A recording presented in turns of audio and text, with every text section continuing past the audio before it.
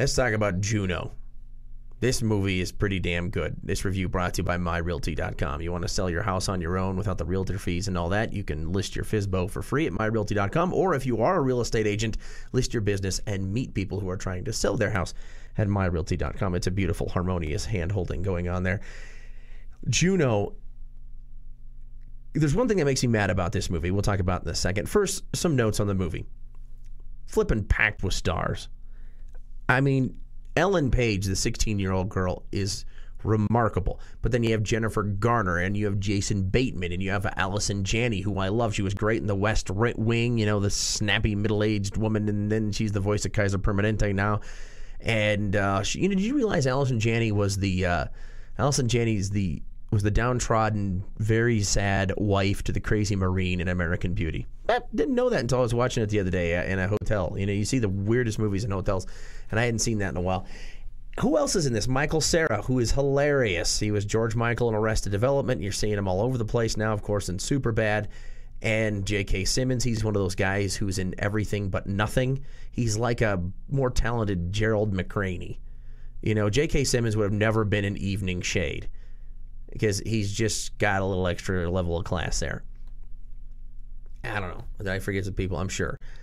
And, well, like the first scene, you're like, whoa, who's that guy? I know him. And you do. It's Rainn Wilson, who's funnier than he ever is in The Office. And he's funny in The Office. And he's just in that opening scene as a convenience store clerk. And you're like, wow, I love this movie.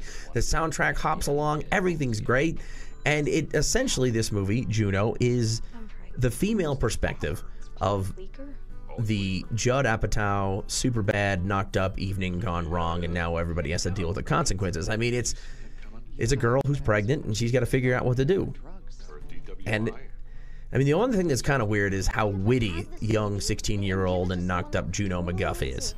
He's just almost too much. You're like, okay. But for the most part, you don't care, because you like the story. You like the soundtrack. You like the characters. And you just start rooting for this main character because she's so damn funny. And she's doing the best she can in a great situation. And you can see, sometimes you can see she's just a vulnerable teenager. And she's doing the best, as teenagers do, to make the best of a situation by being a sarcastic pain in the ass. Brilliant.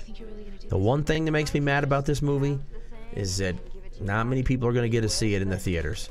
So I think you should just go down to the freaking Regal Cinema 72 and say, you know what, could you maybe not show Alvin and the Chipmunks in 40 of your theaters and just give Juno one? Okay, one, that's all we ask for. You know, I realize there's a new Fran Drescher movie coming out with the Olsen twins. You know, they ride the West again. Please, don't show that one. Show Juno. Just go down there, sign a petition. Norbit 2, I'm sure, is coming out. No. Juno. This is a very good story, well told.